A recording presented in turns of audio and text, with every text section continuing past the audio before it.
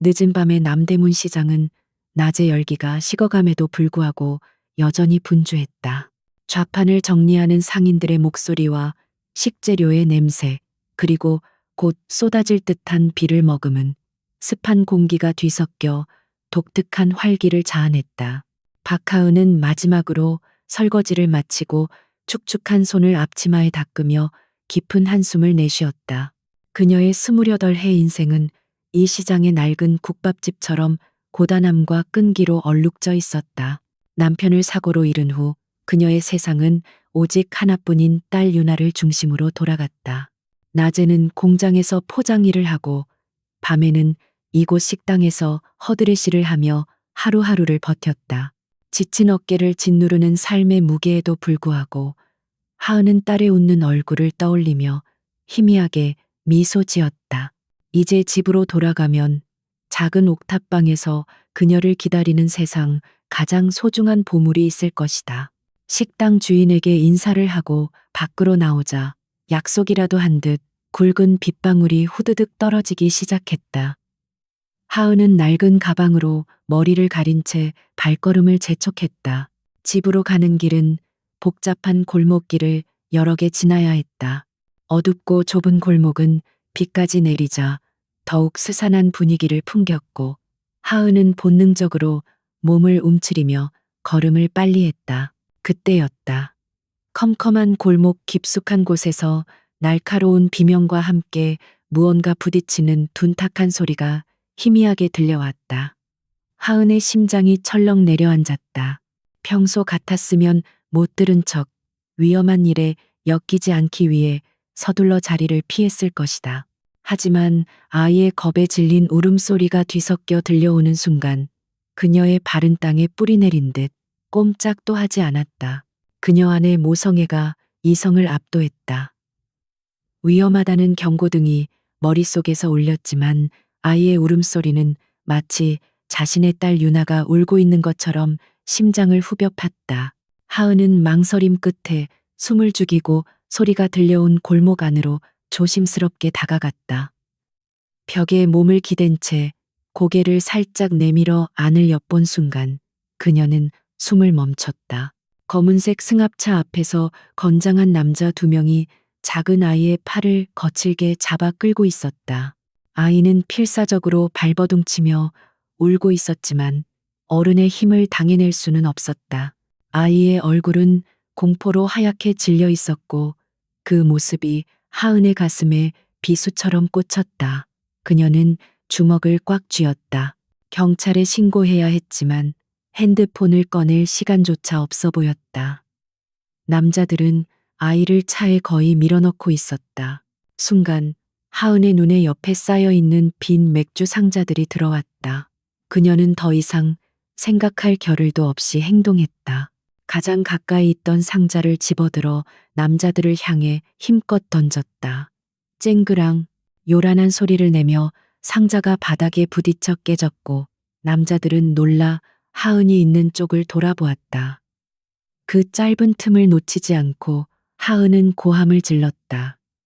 불이야, 불이야, 골목에 불이 났어요. 그녀의 외침은 정적을 깨고 축축한 밤 공기를 갈랐다. 남자들은 당황한 기색이 역력했다. 이목이 쏠리는 것을 극도로 경계하는 듯 보였다. 한 남자가 욕설을 내뱉으며 그녀에게 다가오려 했지만 다른 남자가 그의 팔을 잡아 막았다. 그들의 임무는 조용히 아이를 데려가는 것이지 소란을 피우는 것이 아니었을 것이다. 그들의 망설임이 아이에게는 마지막 기회였다. 아이를 붙잡고 있던 남자의 힘이 순간적으로 약해진 틈을 타 아이는 그의 손을 뿌리치고 하은이 있는 방향으로 미친 듯이 달려왔다. 이쪽이야. 하은은 아이를 향해 외치며 손을 뻗었다. 아이는 거의 넘어질 듯 비틀거리며 그녀의 품에 안겼다. 하은은 겁에 질려 떨고 있는 작은 몸을 끌어안고 뒤도 돌아보지 않고 달리기 시작했다.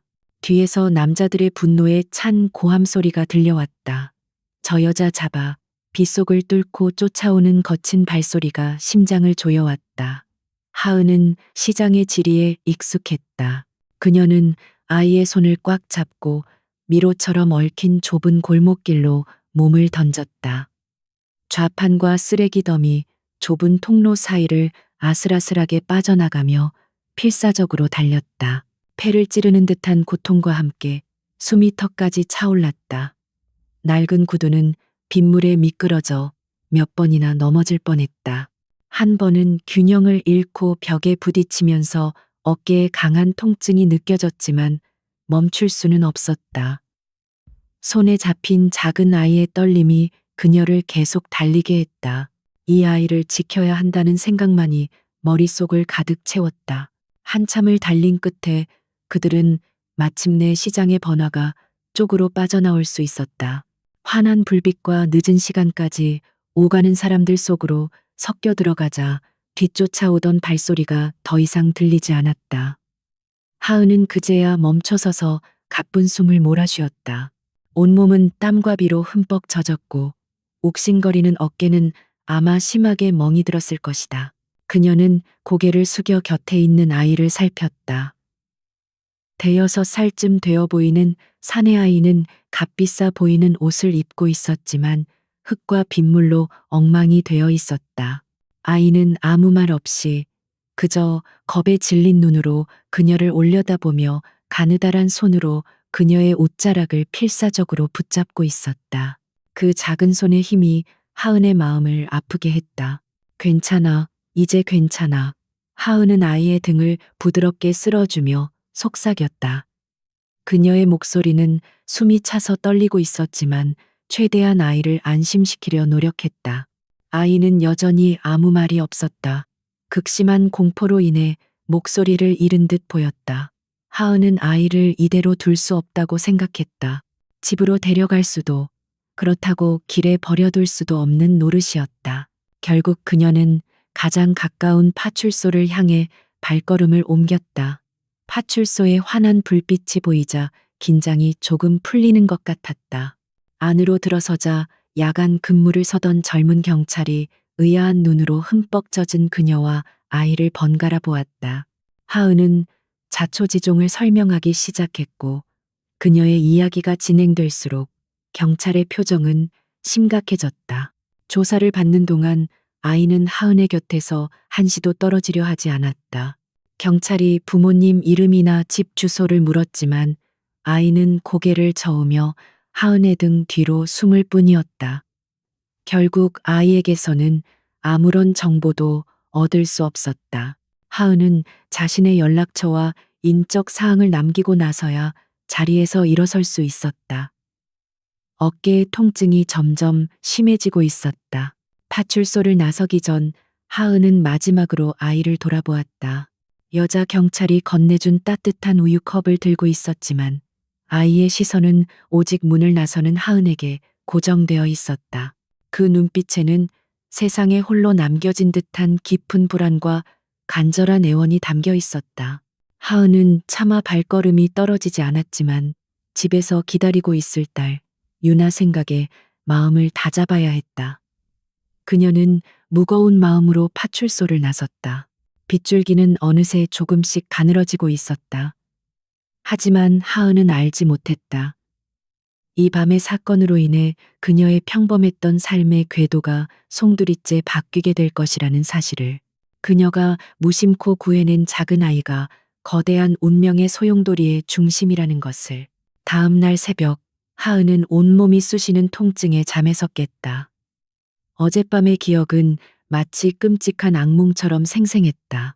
그녀는 옆에서 곤히 잠든 딸 유나의 얼굴을 보며 안도의 한숨을 내쉬었다. 이 작은 천사를 지키기 위해서라면 어떤 위험이라도 감수할 수 있었다. 하지만 어젯밤 파출소에 홀로 남겨졌던 그 아이의 겁에 질린 눈망울이 자꾸만 마음에 바렸다. 하은은 부서질 듯한 몸을 이끌고 일어나 아침을 준비했다. 작은 옥탑방은 모녀가 살기에는 충분했지만 가난의 흔적은 곳곳에 배어 있었다. 그녀는 유나를 어린이집에 데려다 준 후 곧장 공장으로 향했다. 컨베이어 벨트 앞에서 기계적으로 물건을 포장하는 동안에도 어젯밤의 사건과 그 아이의 얼굴이 머릿속을 떠나지 않았다. 점심시간이 거의 다 되었을 무렵 공장 사무실에서 그녀를 찾는다는 연락이 왔다. 의아한 표정으로 사무실에 들어선 하은은 그곳에 서 있는 낯선 남자들을 보고 걸음을 멈췄다. 딱 떨어지는 검은 정장과 굳은 표정. 그들은 평범한 공장지대와는 전혀 어울리지 않는 위압적인 분위기를 풍기고 있었다. 공장장은 그들 앞에서 어쩔 줄 몰라 하며 안절부절못하고 있었다. 박하은 씨 되십니까? 가장 앞에 서 있던 남자가 낮은 목소리로 물었다. 하은이 작게 고개를 끄덕이자 그는 어떤 설명도 없이 말했다. 저희와 잠시 같이 가주셔야겠습니다. 회장님께서 찾으십니다.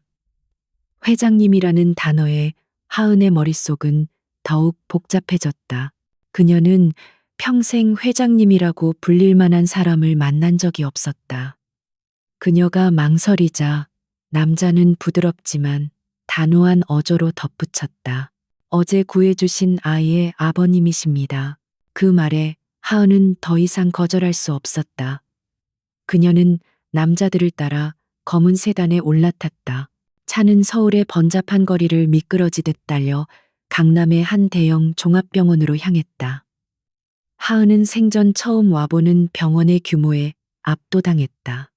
남자들은 그녀를 최고층에 위치한 VIP 병동으로 안내했다. 복도는 카펫이 깔려 있어 발소리조차 들리지 않았고 공기마저 무겁게 느껴졌다. 병실 문이 열리고 안으로 들어서자 하은은 자신도 모르게 숨을 삼켰다. 병실이라기보다는 고급 호텔 스위트룸에 가까운 공간이었다. 창밖으로는 서울의 전경이 한눈에 들어왔고 안에는 최고급 가구와 의료기기들이 배치되어 있었다. 그리고 그곳에 어젯밤의 아이가 침대에 앉아 있었다. 아이는 깨끗한 환자복을 입고 있었지만 여전히 창백한 얼굴로 잔뜩 겁을 먹은 표정이었다. 그리고 그 아이의 곁에 한 남자가 서 있었다. 날카로운 턱선과 차가운 눈매, 한치의 흐트러짐도 없는 완벽한 모습. 그는 경제 뉴스에서 몇 번 본 적 있는 JY그룹의 총수 강태호였다. 대한민국 재계를 움직이는 젊은 CEO. 하은은 그가 아이의 아버지라는 사실에 놀라 입을 다물지 못했다. 평범한 아이가 아니라는 건 짐작했지만 이 정도일 줄은 몰랐다. 강태호는 하은을 위아래로 훑어보았다. 그의 시선은 마치 날카로운 칼날 같아서 그녀의 속마음까지 꿰뚫어 보는 듯했다. 그는 어떤 감사 인사도 없이 차갑고 의심 가득한 목소리로 입을 열었다. 어젯밤 정확히 어떻게 된 일인지 다시 한번 설명해 주시죠.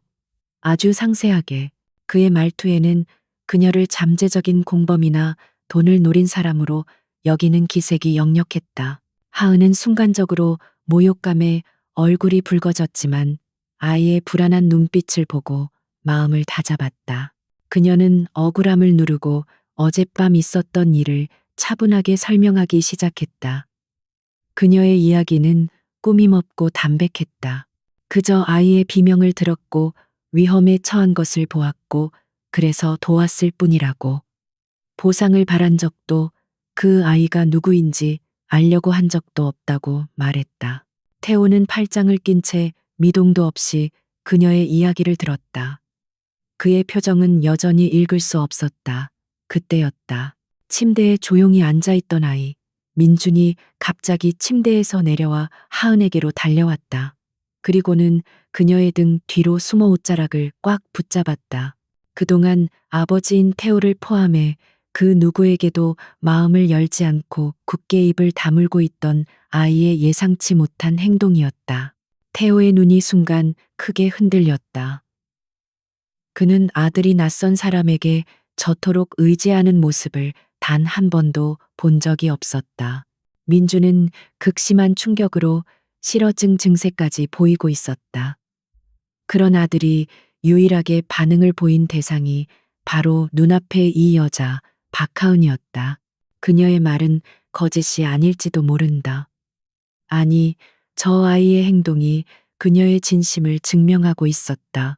태호의 눈빛에서 의심이 서서히 걷히고 그 자리를 냉철한 계산이 채우기 시작했다. 그는 하은을 다시 보았다. 낡고 해진 옷, 고단함이 서린 얼굴. 하지만 아이를 바라보는 눈빛에는 꾸밈없는 온기가 있었다. 그는 아들에게 무엇이 필요한지, 그리고 자신에게 무엇이 필요한지 깨달았다. 위험은 아직 끝나지 않았고 아들에게는 믿을 수 있는 보호자가 절실했다. 한참의 침묵 끝에 태호가 입을 열었다. 그의 목소리는 이전보다 한결 부드러워져 있었다. 박하은 씨, 제 아들 민준이의 개인 경호 및 보호자가 되어 주십시오. 하은은 자신의 귀를 의심했다. 네, 그녀가 되묻자 태호는 거부할 수 없는 제안을 내놓았다. 지금 버는 돈의 20배를 드리겠습니다. 하은 씨와 따님께서 함께 지낼 안전한 거처도 제공하겠습니다. 최고의 환경에서 오직 민준이의 곁을 지켜주시기만 하면 됩니다. 하은은 거대한 제안에 머리가 아찔했다. 평생 만져볼 수도 없을 거라 생각했던 큰돈이었다. 이 돈이면 유나에게 무엇이든 해줄 수 있었다. 지긋지긋한 가난에서 벗어날 수 있었다. 하지만 동시에 두려움이 밀려왔다. 이런 부와 권력의 세계는 그녀가 감당할 수 있는 곳이 아니었다. 보이지 않는 위험이 도사리고 있을 것이 분명했다. 그녀가 망설이는 사이 등 뒤에서 민준이 그녀의 옷을 더욱 세게 잡아당겼다. 하은이 돌아보자 아이는 금방이라도 울음을 터뜨릴 듯한 얼굴로 그녀를 올려다보고 있었다. 그 눈망울이 가지 마세요 라고 애원하고 있었다.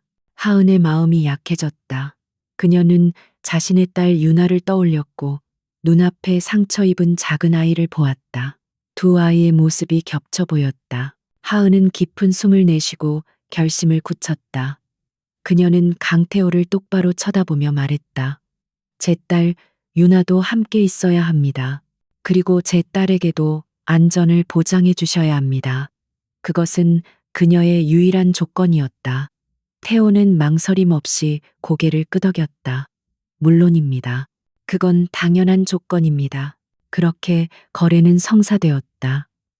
하은은 자신이 거대한 운명의 강에 발을 들였음을 직감했다.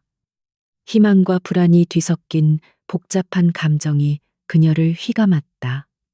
그녀는 자신의 옷자락을 붙잡은 민준의 작은 손을 마주 잡았다. 아이의 손은 여전히 가늘게 떨리고 있었다. 그녀는 이제 이 아이를 지키는 것으로 자신의 아이도 지키게 될 것이었다. 화려하지만 위험한 황금세장 안으로 그녀는 스스로 걸어 들어갔다. 강태호의 비서가 운전하는 차를 타고 도착한 곳은 서울 외곽의 한적한 부촌에 위치한 거대한 저택이었다. 높은 담장과 육중한 철문은 마치 외부 세계와의 단절을 선언하는 듯했다. 하은과 딸 유나는 입구에서부터 그 위압적인 규모의 할 말을 잃었다. 마치 현대적인 성체와도 같은 저택은 그녀가 이제껏 살아온 세상과는 완전히 다른 차원의 공간이었다. 안으로 들어서자 수십 년은 좋게 이 집안을 지켜왔을 법한 중년의 집사가 그들을 맞았다. 그는 감정 없는 얼굴로 하은과 유나에게 그들의 거처를 안내했다. 본체와 떨어진 별채에 위치한 그들의 공간은 하은의 옥탑방과는 비교도 할 수 없을 만큼 넓고 호화로웠다. 딸 유나는 푹신한 침대와 자기 방에 딸린 장난감들을 보며 환호성을 질렀지만 하은은 마냥 기뻐할 수 없었다. 이 모든 호사는 결국 보이지 않는 책임감과 위험의 대가였다. 본격적인 생활이 시작되자 하은은 이 화려한 저택이 품고 있는 차가운 공기를 피부로 느낄 수 있었다. 특히 집안일을 총괄하는 윤 집사는 노골적으로 그녀를 무시하고 경계했다. 그녀는 하은을 회장님의 약점을 이용해 한몫 챙기려는 값싼 여자 정도로 취급했다. 윤 집사의 태도는 다른 고용인들에게도 영향을 미쳤고 하은은 투명인간처럼 취급당하기 일쑤였다. 그들은 하은이 민준의 보호자라는 사실을 인정하지 않으려는 듯 사사건건 그녀의 행동에 제약을 걸었다. 식사 시간이나 민준의 놀이 방식까지 자신들의 규칙을 따르라며 은근한 압박을 가했다. 하은은 그들의 텃세에 일일이 맞서 싸우는 대신 묵묵히 자신의 역할에만 집중했다. 그녀의 최우선 순위는 오직 민준의 안정이었고 다른 사람들의 시선은 중요하지 않았다. 민준은 저택에 온 이후에도 여전히 말을 하지 않았지만 하은의 곁에서는 눈에 띄게 안정된 모습을 보였다.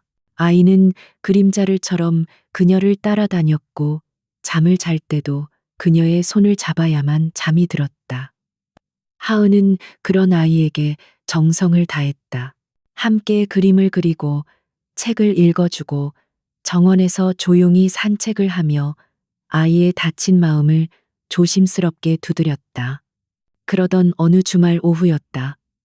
강태호의 숙부이자 JY 그룹의 부회장인 강일환이 저택을 방문했다. 그는 강태호와는 정반대의 인물이었다.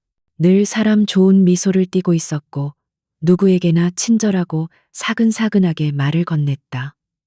그는 양손 가득 민준이 좋아할 만한 로봇 장난감을 들고 와 아이에게 다가갔다. 우리 민준이 그동안 잘 지냈어. 작은아버지가 보고 싶었지? 그가 부드러운 목소리로 민준의 머리를 쓰다듬으려 손을 뻗는 순간 끔찍한 일이 벌어졌다.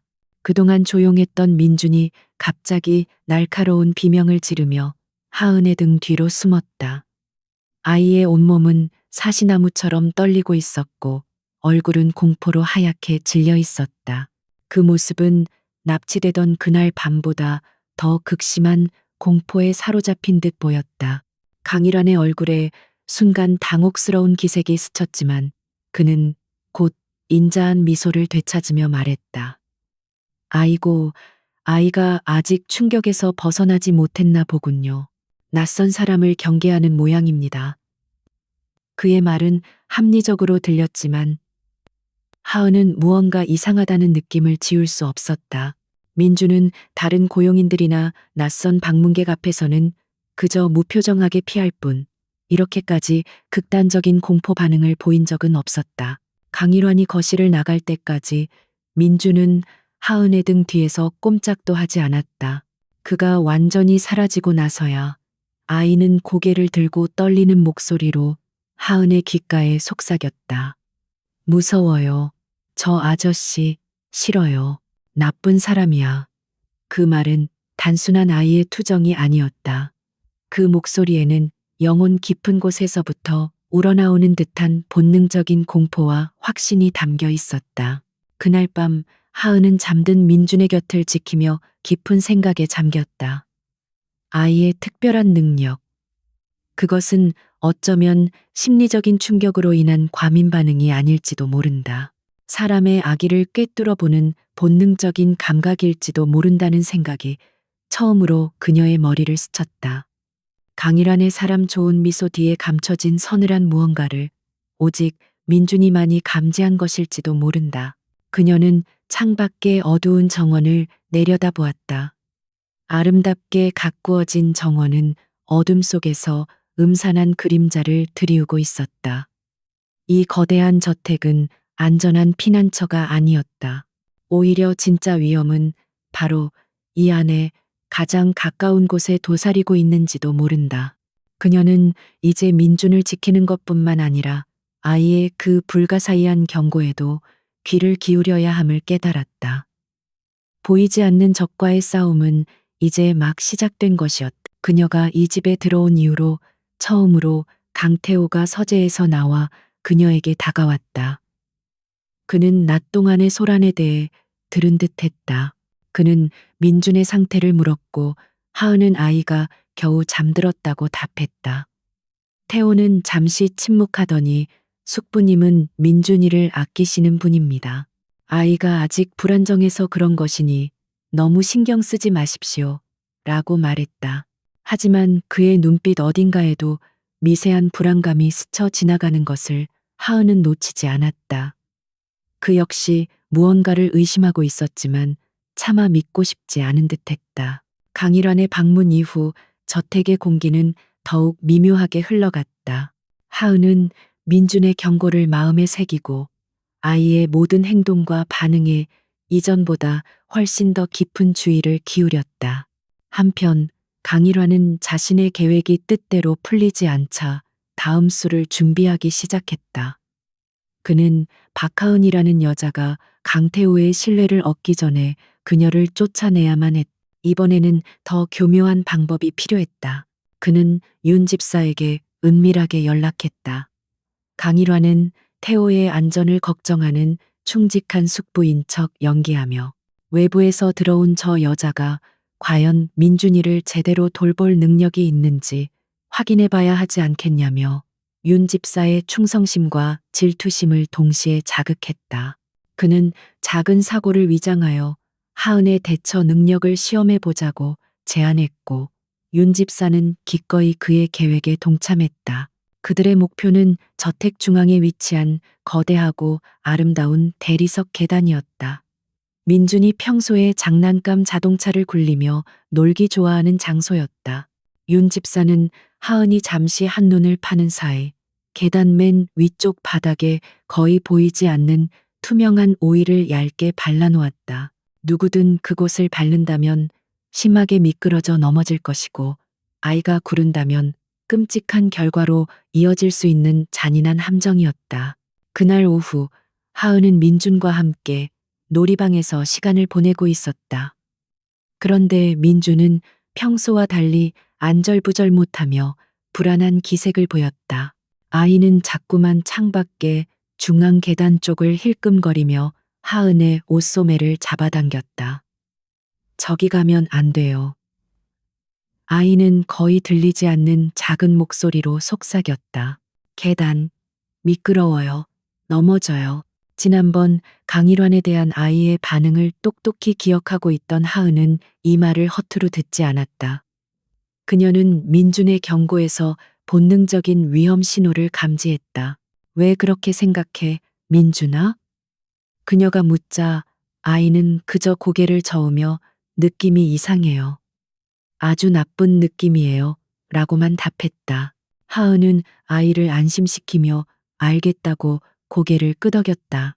잠시 후 윤 집사가 평소와 다른 상냥한 미소를 지으며 놀이방으로 들어왔다.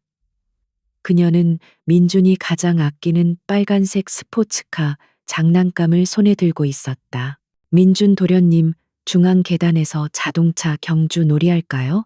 제가 도련님 차를 밀어드릴게요. 그녀의 제안은 너무나 부자연스러웠고 하은의 의심은 확신으로 변했다. 이것이 바로 그들이 준비한 시험이었다. 하은은 정중하지만 단호하게 거절했다. 죄송하지만 민준이가 오늘 계단 쪽에는 가고 싶어 하지 않네요. 여기서 놀겠습니다. 윤 집사의 얼굴에 순간적으로 실망과 짜증이 스쳐 지나갔다. 그녀는 포기하지 않고 어머, 왜요? 도련님이 제일 좋아하는 놀이잖아요. 라며 아이를 부추기려 했다. 그리고는 마치 실수인 척 손에 들고 있던 스포츠카를 복도 쪽으로 굴려보냈다. 차는 정확히 계단 방향으로 굴러갔다. 아이는 본능적으로 자신의 장난감을 쫓아가려 했다. 하지만 하은의 반응이 더 빨랐다. 그녀는 몸을 날려 민준을 품에 끌어안는 동시에 발을 뻗어 옆에 있던 두꺼운 복도 카펫의 끝을 걷어찼다. 묵직한 카펫이 밀려나며 오일이 발라진 대리석 바닥 위를 정확히 덮었다. 하은은 그 반동으로 균형을 잃고 넘어졌지만 민준을 품에 꼭 안고 있어 아이는 전혀 다치지 않았다. 이 모든 광경은 저택 곳곳에 설치된 CCTV를 통해 강태호의 서재 모니터로 실시간 전송되고 있었다. 숙부인 강일환이 새로운 보호자의 자질을 한번 지켜보라는 조언을 했기에 그는 반신반의하며 화면을 주시하고 있었다. 그는 윤 집사의 어색한 연기, 위험을 감지한 듯한 아들의 불안한 몸짓, 그리고 그 경고를 믿고 단호하게 대처하는 하은의 모든 행동을 똑똑히 보았다. 그리고 마지막 순간 아들을 구하기 위해 몸을 던지는 하은의 모습을 본 강태호의 눈빛은 차갑게 얼어붙었다. 이것은 단순한 시험이 아니었다. 명백한 악의가 담긴 함정이었다. 그는 자신의 아들을, 그리고 그 아들이 유일하게 의지하는 한 여자를 위험에 빠뜨리려는 음모가 바로 자신의 집안에서 벌어지고 있음을 깨달았다. 분노가 머리끝까지 치밀었지만 그는 표정을 바꾸지 않았다. 그날 저녁 강태호는 윤 집사를 조용히 호출했다. 그는 아무것도 묻지 않았다. 그저 얼음처럼 차가운 목소리로 명령했다. 오늘부로 민준이에 관한 모든 일은 박하은 씨가 전담한다. 식단부터 교육, 일정까지 전부. 당신은 그 어떤 것에도 관여하지 마. 내 아들의 안전에 위협이 되는 행동은 단 한 번도 용납하지 않을 거니까. 윤 집사는 아무 변명도 하지 못하고 하얗게 질린 얼굴로 물러났다. 밤이 깊어 하은이 민준에게 잠자리 동화를 읽어주고 있을 때 강태호가 방으로 들어왔다. 그는 하은의 곁에 조용히 서서 그녀가 책 읽는 모습을 지켜보았다. 그의 시선에는 더 이상 의심이나 경계심이 없었다. 그 자리에는 깊은 신뢰와 미안함, 그리고 무언가 다른 감정이 자리하고 있었다. 고맙소. 그가 나직하게 말했다. 내 아들을 지켜줘서. 하은은 그 말의 무게를 느낄 수 있었다. 그녀는 단순히 시험을 통과한 것이 아니었다. 이 얼음 같던 남자의 마음에 작은 파문을 일으킨 것이었다. 그러나 그녀는 동시에 깨달았다. 이제 자신은 더 이상 이 집의 단순한 이방인이 아니었다. 보이지 않는 적의 계획을 정면으로 방해한 눈에 띄는 표적이 되어버렸다는 사실을. 신뢰가 싹튼 만큼 위험의 그림자도 한층 더 짙어지고 있었다. 강태호의 신뢰를 얻은 후 하은의 저택 생활은 이전과 달라졌다. 윤 집사를 비롯한 고용인들은 더 이상 그녀를 대놓고 무시하지 못했다. 강태호가 내린 암묵적인 명령의 무게를 그들도 알고 있었기 때문이다. 그러나 하은은 이 작은 변화에 안주하지 않았다. 그녀는 자신과 태호, 그리고 민준이 보이지 않는 거대한 위협에 맞서 싸워야 하는 동맹 관계임을 분명히 인지하고 있었다. 그들의 비밀스러운 협력은 주로 모두가 잠든 깊은 밤 강태호의 서재에서 이루어졌다. 태호는 그동안 막연하게 품고 있던 숙부 강일환에 대한 의심과 회사의 내부 문제들을 하은에게 털어놓기 시작했다. 하은은 경영에 대해서는 아는 바가 없었지만 그녀는 뛰어난 경청자였고 때로는 평범한 사람의 시선으로 문제의 본질을 꿰뚫어 보기도 했다. 어느 날 밤 태호는 아들 민준의 특별한 능력에 대해 조심스럽게 이야기를 꺼냈다. 그는 이제 아들의 이상 행동이 단순한 트라우마가 아님을 확신하고 있었다. 아이가 사람의 악의를 느끼는 것 같소. 그의 말에 하은은 조용히 고개를 끄덕였다. 그녀는 이미 그것을 느끼고 있었다. 두 사람은 민준의 능력을 위험을 감지하는 가장 중요한 나침반으로 삼기로 했다. 이후 태호는 의심이 가는 핵심 임원들을 여러 핑계로 저택에 불러들였다. 보고서 결제나 주말 회의 같은 그럴듯한 명분을 만들었다. 그리고 그때마다 하은은 민준을 데리고 자연스럽게 그들 곁을 지나쳤다. 아이의 반응은 놀라울 정도로 정확했다. 대부분의 사람들 앞에서는 무표정했지만 특정 인물들 앞에서는 어김없이 불안 증세를 보이며 하은의 등 뒤로 숨었다. 특히 재무팀을 총괄하는 최 이사가 방문했을 때 민준의 반응은 격렬했다. 최 이사는 겉으로는 온화하고 능력 있는 인물로 평판이 자자했다. 그가 웃으며 민준에게 다가가 사탕을 건네려 하자 아이는 비명을 지를 듯 하은의 다리를 붙잡았다. 그리고는 떨리는 목소리로 속삭였다. 저 아저씨, 가면을 썼어요. 속은 까매요. 그날 이후 태호는 최 이사에 대한 비밀 감찰에 착수했다. 민준의 증언은 법적 증거가 될 수 없었지만 그들의 조사가 나아갈 방향을 정확히 알려주는 등대와도 같았다. 한편 하은의 역할은 다른 곳에서 빛을 발하기 시작했다. 그녀는 태호가 검토하는 복잡한 서류 더미들 속에서 누구도 예상치 못한 실마리를 찾아냈다. 어느 늦은 밤 태호는 강일환의 측근이 관리하는 자회사의 지출 결의서를 보며 골머리를 앓고 있었다. 회계 감사까지 마친 서류는 숫자상으로는 아무런 문제가 없었다. 그때 하은이 그를 위해 따뜻한 차를 들고 서재로 들어왔다. 그녀는 무심코 태호가 보고 있던 서류를 곁눈질했다. 빼곡한 숫자와 전문 용어는 이해할 수 없었지만 그녀의 눈에 이상한 항목 하나가 들어왔다. 저, 회장님, 이건 좀 이상하네요. 그녀가 조심스럽게 말했다. 여기 보면 지방 소도시에 있는 작은 물류 창고에서 최고급 사무용 의자를 500개나 구입했다고 되어 있어요. 그런데 제가 예전에 일했던 공장은 직원이 1000명이었는데도 저렇게 비싼 의자는 써본 적이 없거든요. 그녀의 지적은 너무나 단순하고 소박했지만 문제의 핵심을 정확히 찌르고 있었다. 그녀의 말에 태호는 망치로 머리를 한 대 맞은 듯한 충격을 받았다. 자신을 포함한 유능한 회계팀조차 숫자의 논리에 갇혀 미처 발견하지 못했던 허점이었다. 그는 즉시 해당 물류 창고에 대한 실물 자산 감사를 지시했다. 결과는 충격적이었다. 보고서에 기재된 물품 대부분은 존재하지 않는 유령 자산이었고 모두 허위 세금 계산서로 처리되어 있었다. 이것이 시작이었다.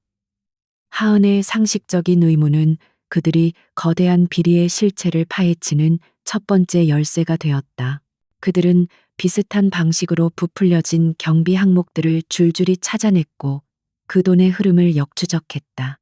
모든 자금은 결국 최 이사를 비롯해 민준이 검은 속이라고 지목했던 인물들을 거쳐 강일환이 차명으로 소유한 유령 회사로 흘러들어가고 있었다.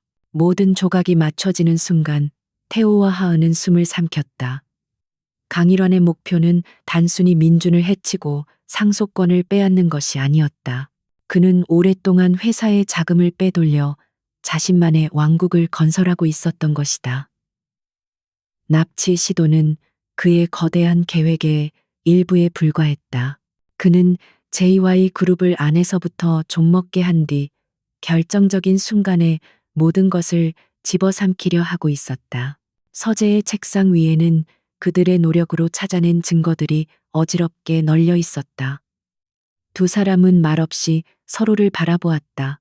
단순한 고용주와 보호자의 관계를 넘어 이제 그들은 누구에게도 말할 수 없는 비밀을 공유한 공범이자 거대한 악에 맞서 싸우는 동지가 되어 있었다. 그들의 눈빛에는 불안감과 함께 서로에 대한 굳건한 믿음이 자리 잡고 있었다. 이제 방어는 끝났다. 반격을 준비할 시간이었다. 강태호와 박하은의 비밀스러운 조사가 점차 강일환의 목을 조여오자 노예한 뱀은 마침내 위협을 감지했다. 태호가 자신을 의심하기 시작했음을 직감한 그는 더 이상 기다릴 수 없다고 판단했다. 그는 이 모든 변화의 중심에 박하은이라는 여자가 있음을 정확히 꿰뚫어 보았다. 그녀를 제거하면 강태호는 다시 예전처럼 고립되고 흔들리기 쉬운 상태로 돌아갈 것이었다. 그는 선제 공격을 감행하기로 결심했다. 강일환의 반격은 치밀하고 잔인했다. 그는 먼저 하은의 과거를 샅샅이 뒤져 그녀가 과거 잠시 일했던 공장이 JY그룹의 경쟁사인 태성산업의 하청업체였다는 사실을 알아냈다. 그는 이 작은 연결고리를 부풀려 거대한 음모를 직조하기 시작했다. 며칠 만에 하은이 태성산업의 스파이라는 증거들이 하나둘씩 만들어졌다. 거액의 자금이 태성산업과 연관된 제3자를 통해 하은의 차명 계좌로 입금된 것처럼 보이는 금융기록이 조작되었다. 또한 하은의 소지품 중 하나인 낡은 손수건 안에 초소형 도청 장치가 교묘하게 숨겨졌다. 이 모든 준비를 마친 강일환은 JY그룹의 감사팀과 이사회에 익명의 제보 형식으로 이 정보를 흘렸다. 그는 회사의 안위를 걱정하는 충신처럼 행동했다. 폭풍은 예상보다 더 거세게 몰아쳤다. 긴급 이사회가 소집되었고 강태호는 그 자리에서 자신도 모르게 진행된 조사 결과 보고를 받아야 했다. 조작된 증거들은 너무나 그럴듯해서 하은의 결백을 아는 태호조차 순간 말문이 막힐 정도였다. 이사들은 경악했고 가문의 어른들은 불같이 화를 냈다. 어떻게 저런 천박한 여자에게 휘둘려 회사를 위험에 빠뜨릴 수 있냐는 비난이 쏟아졌다. 강일화는 슬프고 안타까운 표정으로 태호의 어깨를 두드리며 말했다. 태호야, 나도 믿고 싶지 않다. 하지만 증거가 너무나 명백하구나. 지금은 사사로운 감정보다 회사를 먼저 생각해야 할 때다. 그의 위선적인 위로가 태호의 분노에 불을 지폈다. 그는 이 모든 것이 숙부의 계략임을 알았지만 지금 당장 반박할 방법이 없었다. 그는 완벽하게 짜인 함정에 빠진 것이었다. 그날 밤 저택의 공기는 얼음장처럼 차가웠다.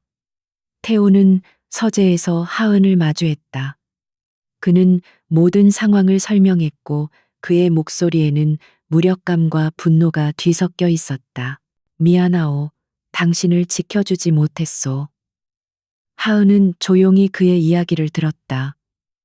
그녀는 두려웠지만 동시에 기묘한 평온함을 느꼈다. 이 위기 속에서 그녀는 오히려 자신이 무엇을 해야 할지 분명하게 깨달았다. 회장님, 그녀가 입을 열었다. 이건 기회일지도 모릅니다. 태호가 의아한 눈으로 그녀를 보자 그녀는 단호한 목소리로 말을 이었다. 강일환 부회장이 원하는 대로 저를 내치세요. 그가 이겼다고 믿게 만드는 겁니다. 방해물이 사라졌다고 생각하면 분명 더 대담하게 움직일 겁니다. 그때를 노리는 겁니다. 그녀의 제안은 위험했지만 현재로서는 유일한 반격의 실마리였다. 두 사람은 밤늦도록 비밀 계획을 세웠다. 태호는 공식적으로 하은을 해고하고 그녀는 모든 것을 잃은 채 쫓겨나는 연기를 해야 했다. 이것은 그들의 마지막 승부수이자 날카로운 양날의 검이었다. 이 계획은 강일환을 속일 수도 있었지만 동시에 하은과 민준 그리고 태호 자신에게도 깊은 상처를 남길 것이 분명했다. 다음 날 아침 연극의 막이 올랐다. 강태호는 강일환과 윤 집사가 보는 앞에서 하은을 거실로 불러냈다. 그는 얼음처럼 차가운 목소리로 조작된 증거들을 그녀의 앞에 던지며 소리쳤다. 당신 같은 여자를 믿었던 내가 바보였어. 감히 내 아들을 이용해 회사를 넘보려 해? 당장 내 집에서 나가. 그의 연기는 너무나 실감나서 하은은 정말로 심장이 찢어지는 듯한 고통을 느꼈다. 하은 역시 절망에 빠진 배신당한 여자를 연기했다. 그녀는 눈물을 흘리며 결백을 주장했지만 태호는 냉정하게 그녀를 외면했다. 소란을 듣고 달려온 민준이 하은의 다리를 붙잡고 울부짖었다. 엄마, 가지마, 엄마. 아이의 절규는 진짜였다. 하은은 아이를 끌어안고 싶었지만 태호가 매정하게 아이를 떼어냈다. 그 순간 태호의 눈빛에 스친 깊은 고통을 본 것은 하은뿐이었다. 결국 하은은 경호원들에게 이끌려 맨몸으로 저택에서 쫓겨났다. 강일환은 만족스러운 미소를 감추며 슬퍼하는 태호를 위로하는 척했다. 그는 마침내 가장 성가신 가시를 제거했다고 확신했다. 그러나 그는 알지 못했다. 자신이 놓아준 것이 먹이가 아니라 자신의 심장을 겨눌 암살자라는 사실을. 하은을 태운 차는 그녀의 낡은 옥탑방이 아닌 서울의 한적한 오피스텔 지하 주차장으로 향했다. 그곳에서 그녀를 기다리고 있던 것은 태호의 가장 충직한 신복이자 보안팀장인 김 실장이었다. 그는 하은에게 새로운 신분증과 대포폰, 그리고 최고 사양의 노트북을 건넸다. 회장님의 지시입니다. 지금부터 2단계 작전을 시작합니다. 하은은 낯선 오피스텔 창밖으로 펼쳐진 도시의 야경을 내려다보았다. 그녀는 모든 것을 잃고 쫓겨났다. 하지만 그녀는 패배하지 않았다. 오히려 이제부터가 진짜 시작이었다. 빛의 세계에서 추방된 그녀는 이제 어둠 속에서 움직이는 유령이 되어 적의 심장부로 파고들 준비를 마쳤다. 거대한 덫이 마침내 설치된 것이었다. 저택에서 쫓겨난 박하은은 세상의 시야에서 완벽하게 사라졌다. 그녀가 살던 옥탑방은 텅 비었고 그녀를 기억하는 시장 사람들은 그녀가 돈 많은 남자에게 버림받고 잠적했다며 혀를 찼다. 그러나 현실의 그녀는 김 실장이 마련해준 안전가옥에서 새로운 싸움을 준비하고 있었다. 그녀는 더 이상 연약한 보호자가 아니었다. 어둠 속에서 움직이는 강태호의 가장 날카로운 칼날이었다. 그녀의 첫 번째 임무는 강일환의 자금줄을 파악하는 것이었다. 김 실장의 도움으로 하은은 서미진이라는 새로운 신분을 얻어 강일환의 측근들이 자주 드나드는 강남의 한 고급 회원제 클럽의 직원으로 위장 취업했다. 그녀의 평범하고 순박해 보이는 인상은 누구의 경계심도 자아내지 않는 최고의 무기였다. 권력자들은 그녀 같은 사람을 투명인간처럼 취급했고 바로 그 점을 하은은 역이용했다. 한편 강태호는 완벽하게 상심한 조카를 연기했다. 그는 회사 일에 흥미를 잃은 듯 보였고 중요한 결정들을 숙부인 강일환에게 의존하기 시작했다. 그는 심지어 JY그룹의 미래가 걸린 대규모 신도시 개발 프로젝트의 총괄 책임까지 강일환에게 맡겼다. 이것은 강일환이 오랫동안 탐내왔던 프로젝트였다. 거대한 먹잇감을 눈앞에 던져주어 뱀이 스스로 독리를 드러내도록 유도하는 위험한 도박이었다. 강일환은 마침내 때가 왔다고 생각했다. 그는 태호가 완전히 자신의 통제하에 들어왔다고 믿었고 하은이라는 방해물도 사라졌으니 거칠 것이 없었다. 그는 신도시 개발 프로젝트를 이용해 자신의 경력에서 가장 큰 규모의 횡령을 계획하기 시작했다. 이 돈으로 JY그룹의 지분을 대량 매입하여 결정적인 순간에 경영권을 찬탈하려는 거대한 야심이었다. 하은은 클럽에서 일하며 강일환의 수족처럼 움직이는 인물들의 대화를 퍼즐 조각처럼 맞춰나갔다. 그들은 술에 취해 자신들의 승리를 자축하며 중요한 정보들을 무심코 흘렸다. 유령 회사의 이름들, 자금 세탁 경로, 심지어 비밀 장부가 숨겨진 위치에 대한 단서까지. 하은은 귀에 장착된 초소형 도청기를 통해 모든 대화를 김 실장에게 실시간으로 전송했고 들은 내용은 밤마다 암호화된 메시지로 태호에게 보고했다. 이 외로운 싸움 속에서 하은을 버티게 해준 것은 아이들이었다. 태호는 매일 밤 정해진 시간에 민준, 그리고 하은의 딸 유나와 그녀가 비밀 영상 통화를 할 수 있도록 주선했다. 유나는 엄마와 떨어져 있는 것을 슬퍼했지만 민준이는 의젓하게 동생을 챙겼다. 이 짧은 통화 시간은 하은에게 무엇과도 바꿀 수 없는 위안이자 싸움을 계속해야 하는 이유였다.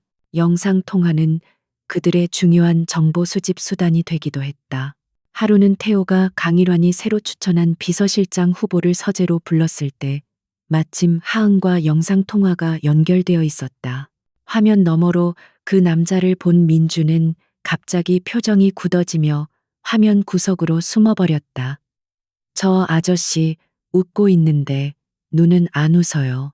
작은 아빠랑 똑같은 냄새가 나요. 민준의 경고 덕분에 태호는 또 다른 첩자가 자신의 심장부로 들어오는 것을 막을 수 있었다.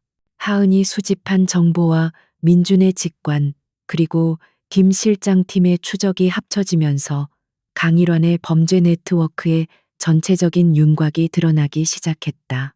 그들은 강일환이 신도시 프로젝트의 착공식 날 거액의 투자금을 해외 페이퍼 컴퍼니로 빼돌리려는 구체적인 계획까지 파악했다. 그날은 JY그룹의 새로운 도약을 알리는 화려한 행사가 예정된 날이었다. 강일환은 가장 빛나는 순간에 가장 어두운 배신을 준비하고 있었던 것이다. 결전의 날이 다가오고 있었다. 어느 늦은 밤, 하은은 클럽 VIP 룸에서 술에 취한 최 이사가 누군가와 통화하는 내용을 엿들었다. 착공식 날 모든 게 끝난다. 데이 18시의 마지막 송금이 완료되면 강태호는 빈 껍데기 회장을 끌어안고 울게 될 거야. 결정적인 정보였다. 하은은 떨리는 손으로 즉시 메시지를 보냈다. 이제 모든 준비는 끝났다. 안정가옥의 창문 너머로 보이는 도시의 불빛이 그 어느 때보다 차갑게 느껴졌다. 하은은 유니폼을 벗고 거울 앞에 섰다. 거울 속에는 지치고 평범한 한 여자가 서 있었지만 그녀의 눈빛은 복수를 앞둔 전사처럼 날카롭게 빛나고 있었다. 그녀는 이제 어둠 속에서 기어나와 빛의 세계에서 벌어질 마지막 전투를 준비해야 했다. 적의 축제는 곧 그들의 무덤이 될 것이었다. 강일화는 승리를 확신했다. 강태호는 그의 소나기 안에서 놀아나는 무력한 조카에 불과했다. 신도시 개발 프로젝트 착공식은 그의 대관식이 될 것이었다. 그는 이날 JY그룹의 자금줄을 끊고 강태호의 숨통까지 끊어버릴 완벽한 계획을 세웠다. 그는 단순한 횡령과 경영권 찬탈에 만족하지 않았다. 후환을 남기지 않기 위해 그는 강태호와 그의 아들 민준을 이 세상에서 완전히 지워버리기로 결심했다. 그의 마지막 계획은 대담하고 잔인했다. 착공식 행사가 열리는 컨벤션 센터의 VIP 대기실에 가스 누출 사고를 위장한 폭발을 일으키는 것이었다. 그는 거액을 들여 행사장 보안팀 일부를 매수했고 특수훈련을 받은 용병을 고용해 누구도 흔적을 찾을 수 없는 정교한 시한장치를 설치했다. 행사가 시작되기 직전 태호와 민준이 대기실에 들어가는 순간 모든 것이 끝날 터였다. 반면 강태호와 김 실장은 착공식 날 이루어질 강일환의 대규모 자금 이체를 막고 그 현장을 덮쳐 모든 비리를 세상에 폭로할 준비를 하고 있었다. 그들은 행사장 곳곳에 자신들의 충직한 인력들을 비밀리에 배치했다. 그러나 그들은 아직 강일환의 진짜 목표가 돈이 아닌 자신들의 목숨이라는 사실까지는 알지 못했다. 태호는 아들을 위험에 빠뜨릴 수 없었지만 민준이 행사에 불참하면 강일환이 의심할 것을 알기에 어쩔 수 없이 아이를 대동해야 했다. 한편 안전가옥에 있던 하은은 설명할 수 없는 깊은 불안감에 휩싸여 있었다. 그녀는 강일환이라는 남자의 잔인함을 누구보다 잘 알고 있었다. 그가 과연 돈만 챙기고 순순히 물러날까? 엘 어무말 가리스의 레아 서르컷 앤네 민존 카네피 커털 무미엣. 그녀는 더 이상 가만히 앉아 있을 수 없었다. 그녀는 김 실장에게 연락해 자신도 행사장에 잠입할 수 있게 해달라고 간청했다. 결국 하은은 행사 음식을 준비하는 케이터링 업체 직원으로 위장해 착공식 몇 시간 전 현장에 들어설 수 있었다. 그녀의 목표는 단 하나, 민준에게 닥칠지 모를 물리적인 위협을 찾아내는 것이었다. 그녀는 분주하게 움직이는 직원들 사이를 오가며 예리한 눈으로 주변을 살폈다. 그러다 VIP 대기실 복도 끝에서 수상한 장면을 목격했다. 행사장 보안 요원 복장을 한 낯선 남자가 가스 배관이 연결된 제어실에서 급하게 나오고 있었다. 그의 눈빛은 극도로 긴장해 있었고 손에는 작은 공구 가방이 들려 있었다. 하은의 심장이 차갑게 내려앉았다. 그녀는 남자가 사라진 후 청소 도구를 디프와 아러바 네후 틸켈 문턱과 희미하게 흘러나오는 가스 냄새, 그리고 제어판 덮개 틈으로 보이는 원래는 없어야 할 복잡한 전선과 타이머 장치, 모든 것이 하나의 끔찍한 결론을 가리키고 있었다. 이제 시간이 없었다. 강태호와 민주는 곧 행사장에 도착할 예정이었다. 현장의 통신망은 강일환의 사람들이 감시하고 있을 가능성이 높았다. 하은은 무전기나 휴대폰을 사용할 수 없었다. 그녀는 머리를 빠르게 굴렸다. 그녀는 김 실장이 심어놓은 충성파 보안요원의 얼굴을 기억하고 있었다. 그녀는 태연한 척 대기실 주변을 돌며 필사적으로 그를 찾아 헤맸다. 행사 시작 30분 전. 귀빈들이 속속 도착하고 강태호의 차가 마침내 행사장 입구에 들어서는 것이 보였다. 하은의 심장은 터질 듯이 뛰었다. 바로 그때 그녀는 복도 반대편에서 자신이 찾던 보안 요원을 발견했다. 그녀는 주변의 시선을 피해 재빨리 그에게 다가가 냅킨에 급하게 휘갈겨 쓴 메모를 그의 손에 쥐어주었다. VIP 대기실 가스 폭발 함정. 즉시 회장님께 보고. 메모를 읽은 요원의 얼굴이 하얗게 질렸다. 그는 즉시 보안 채널을 통해 김 실장에게 비상보고를 올렸다. 막 민준의 손을 잡고 차에서 내려 VIP 대기실로 향하려던 강태호는 이어폰으로 보고를 받는 순간 그 자리에 얼어붙었다. 분노가 온몸에 피를 들끓게 했지만 그의 얼굴은 가면처럼 차갑고 평온했다. 게임의 판이 바뀌었다. 이것은 더 이상 경영권 분쟁이 아니었다. 살인 미수였다. 이제 계획을 수정해야 했다. 행사를 취소하면 강일화는 쥐새끼처럼 빠져나갈 것이다. 이 자리에서 모든 언론과 귀빈들이 보는 앞에서 그의 가면을 벗겨야만 했다. 태호는 즉시 김 실장에게 새로운 명령을 내렸다. 폭발 장치를 비밀리에 해체하고 민준을 안전한 곳으로 대피시킨 후 계획대로 무대 위에서 강일환을 맞이하라고. 착공식에 화려한 막이 올랐다. 사회자의 우렁찬 소개와 함께 강태호가 무대를 향해 걸어가기 시작했다. 그의 얼굴에는 JY그룹의 미래를 이끄는 리더로서의 자신감과 평온함이 넘쳤다. 객석에 앉아있던 강일환은 그런 태호를 보며 승리에 찬 비릿한 미소를 지었다. 그는 곧 대기실에서 터져나올 굉음과 함께 자신의 시대가 열릴 것이라고 굳게 믿고 있었다. 그는 자신의 완벽한 범죄가 곧 화려하게 막을 내릴 것이라고 착각하고 있었다. 그러나 그 막은 사실 그의 지옥으로 향하는 입구였다. 착공식 무대 위의 조명은 강태호의 얼굴을 환하게 비추고 있었다. 그의 침착한 목소리는 넓은 행사장을 가득 메웠다.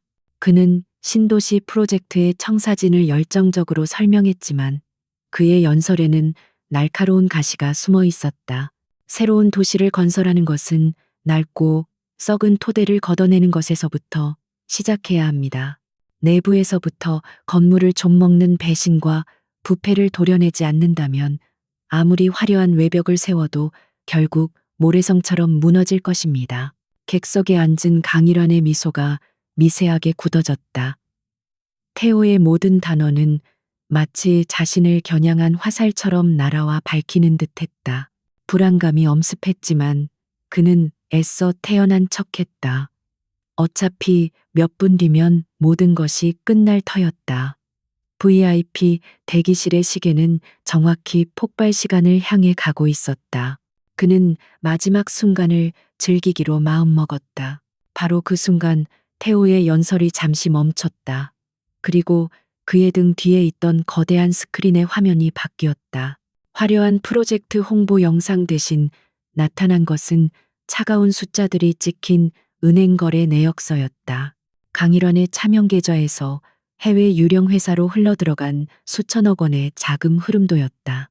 뒤이어 그가 자신의 측근들과 밀담을 나누는 모습이 담긴 사진과 그들의 목소리가 녹음된 음성 파일이 행사장에 울려 퍼졌다. 장례는 순식간에 아수라장이 되었다. 기자들의 카메라 플래시가 미친 듯이 터졌고 귀빈들은 경악과 충격에 빠져 술렁거렸다. 강일환의 얼굴은 하얗게 질렸다. 자신의 모든 비밀이 만천하에 드러난 것이었다. 그는 본능적으로 자리에서 일어나 도망치려 했다. 그러나 그의 앞을 한 여자가 막아섰다. 낡고 평범한 옷차림의 박하은이었다. 쫓겨났어야 할 그녀가 바로 눈앞에 서 있었다. 부회장님, 제가 지난번에 클럽에서 따라드렸던 와인은 입에 맞으셨는지요? 하은은 떨림 없는 목소리로 물었다. 그녀의 목소리는 크지 않았지만 그 어떤 고함보다도 날카롭게 강일환의 심장을 찔렀다. 회장님의 몰락을 축하하며 마셨던 그 술 말입니다. 그녀의 등장은 강일환의 마지막 남은 이성의 끈을 끊어버리기에 충분했다. 네가 어떻게? 강일환은 악귀 같은 표정으로 그녀를 노려보았다. 그는 가스 폭발이 일어나지 않았음을 깨달았다. 모든 것이 함정이었던 것이다. 이성을 잃은 그는 품속에서 마지막 비장의 카드를 꺼내들었다. 작은 원격 기폭 장치였다. 그래, 이왕 이렇게 된 거 다 같이 죽는 거다. 내가 무너지면 너희도 무사하지 못해. 그는 무대 아래 설치해둔 두 번째 폭탄을 터뜨리려 했다. 행사장은 공포에 빠진 사람들의 비명으로 가득 찼다. 보안 요원들이 그에게 달려들었지만 그의 손가락은 이미 기폭 버튼 위에 놓여 있었다. 누구도 폭탄의 위치를 알지 못했다. 바로 그때 행사장 박안전 차량에서 모니터를 지켜보던 김 실장의 무전기로 다급한 목소리가 들려왔다. 그동안 말을 잃었던 민준의 목소리였다. 아이는 모니터 속 강일환의 모습과 옆 화면에 떠 있는 행사장 설계도를 번갈아 보고 있었다. 아이의 눈에는 공포가 아닌 기묘한 집중력이 서려 있었다. 저기, 아빠가 서 있는 무대 왼쪽 기둥 아래. 아주 나쁜 빛이 있어요. 까만 연기 같은 게. 아이의 외침은 한치의 망설임도 없는 확신에 차 있었다. 김 실장은 즉시 가장 가까이 있던 폭탄 해체 전문가에게 위치를 전달했다. 무대 좌측 1번 지지대. 지금 당장 요원은 총알처럼 튀어나가 무대 아래로 몸을 던졌다. 그리고 강일환이 버튼을 누르기 직전 그는 가까스로 폭탄의 기폭 장치를 무력화하는 데 성공했다. 딸깍 하는 소리와 함께 강일환의 손에 들린 기폭 장치에 불빛이 꺼졌다. 허무한 실패를 깨달은 강일환의 얼굴에 절망이 떠올랐다. 그 순간 사방에서 달려든 보안 요원들이 그를 덮쳤다. 그의 마지막 발악은 그렇게 허무하게 끝이 났다. 잠시 후 무대에서 내려온 강태호는 수많은 카메라와 사람들을 해치고 똑바로 하은에게 걸어갔다. 그는 아무 말 없이 그녀를 자신의 품에 강하게 끌어안았다. 그 순간 안전 차량에서 나온 민준이 두 사람을 향해 달려왔다. 엄마, 아빠. 아이는 두 사람의 다리를 꼭 껴안았다.